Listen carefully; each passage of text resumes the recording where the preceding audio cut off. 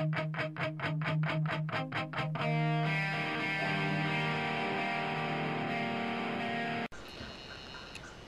everyone, yeah, it's been a while.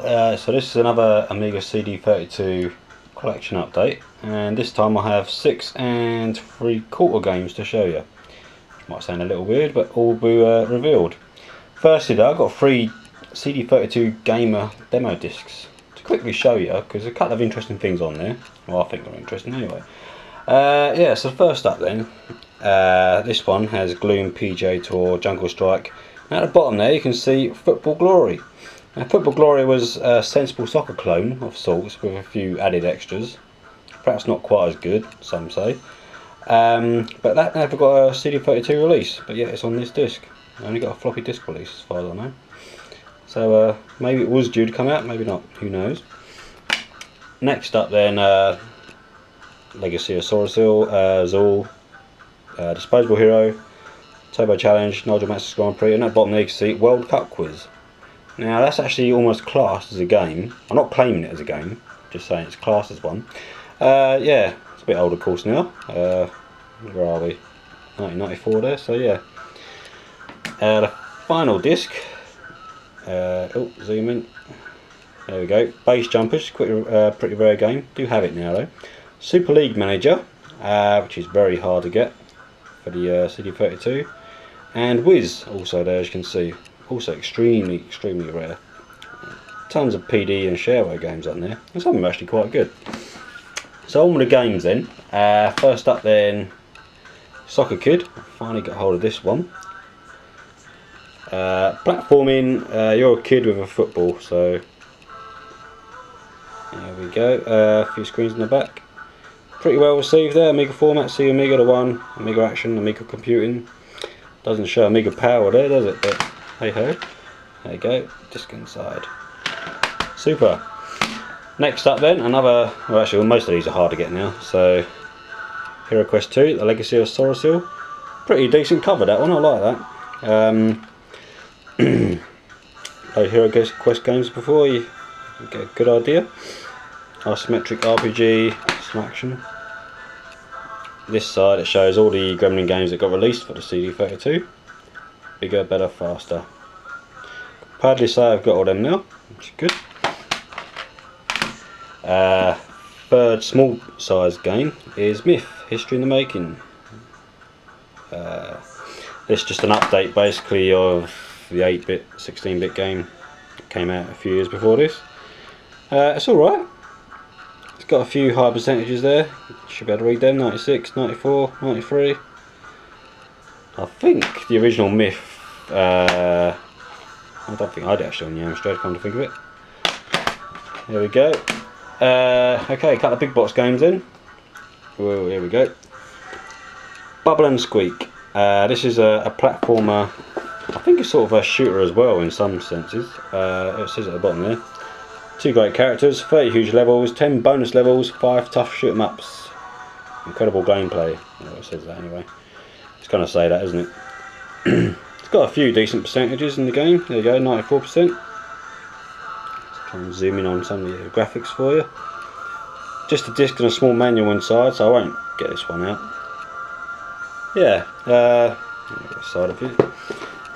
Pretty hard to get again for this machine. That there, shall we? Next up then is another game that's remade for the CD32. That's Zexal. Bloody brilliant, Amiga format says.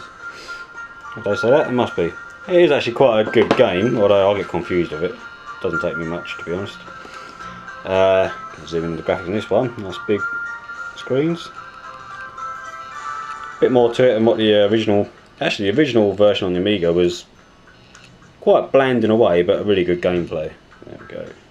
If you pause that, you can read all that. Eh? Look at that. Again, I think it's just a manual disc. We'll open this one up, shall we? Yeah, look, disc in a just like that. Fair size manual, and some bubble wrap. Yeah, not actually played this version yet. I actually loaded it up. We'll put that back in the box later. Okay, the final big box game before the the 3/4 game I've got to show you is Fighting Spirit. This is probably what Street Fighter 2 should have been on the CD32, or Super Street Fighter 2 Turbo, I think is its full name, which is a bit of a disaster, if you like. Considering it's more powerful like in the Super Nintendo, it was disappointing. So yeah, another one from the Neo software house, which were quite late in coming to the Amiga really. This has a real bunch of screens on the back, so if I can, there we go, closing on them. Basically a clone of Street Fighter 2, but it's probably done better. Yeah, it does look pretty good, doesn't it? Again, not a great deal inside.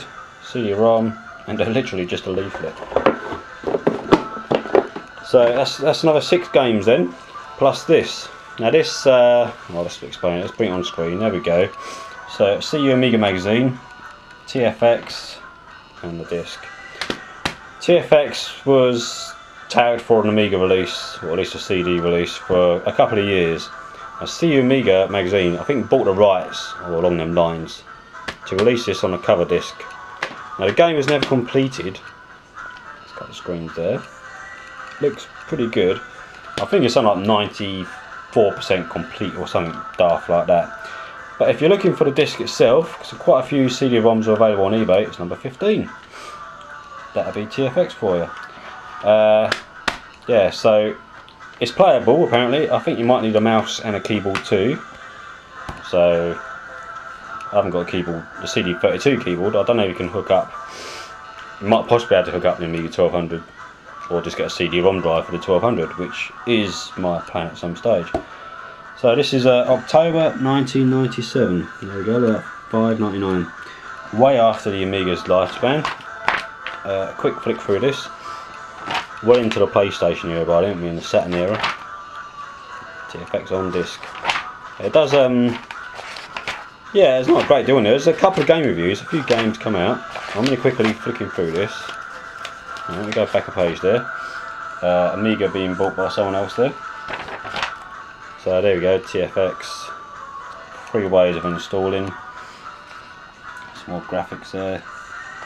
So I've not been able, I haven't actually tried playing this yet because the CD32 is upstairs somewhere under a bed. Maps, some more great screens. Does look impressive. Apparently it's not too bad actually. So remember them when you get the gaming mags, you can order, mail order. There we go. Look, this also I want to quickly show you. Suzanne, the portable Amiga. This was actually a homemade project by someone. Simon Archer, there you go, you're more famous now. Pretty good, isn't it? Floppy drive at the front there, you can see, and a CD-ROM drive. So there we go. Game scene, a couple of games come out. Unescapee, Shadow of the Third Moon, Street Racer, which come out on like the consoles as well, but got a CD and a floppy release, but not a CD32 release. A couple of re-releases. The Strangers AGA, which is pretty poor Double Dragon clone really. There we go.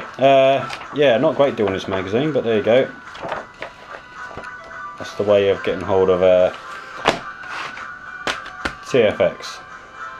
So there we go, that's another 6 3/4 games. That leaves about 14 or 15 I think to get, and I haven't actually bought a CD32 game for a couple of months because they've been that scarce now, the ones you need, or I need rather. So yeah, I'm thinking of doing a collection vid. So anyone wants to see the collection vid, the whole collection I've got, which must be some 130, 140 games. That'd be quite a vid I think.